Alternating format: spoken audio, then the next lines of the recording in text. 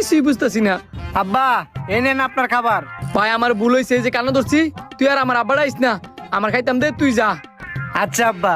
দেখছে না করলো আব্বাটা হে, অথচ বিয়ের সাথে কিছুই করছি না। যাই হোক খাবার খাই লই।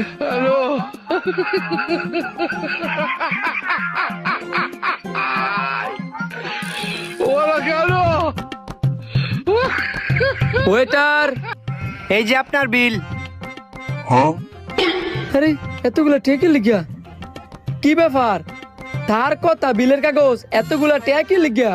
আপনি কি আগে পরে জীবনে রেস্টুরেন্টে খাইছেন না? কতই তো খাইলাম।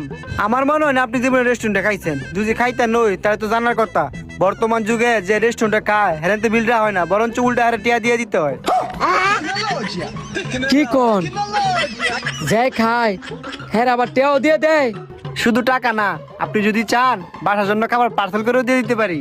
পার্সেল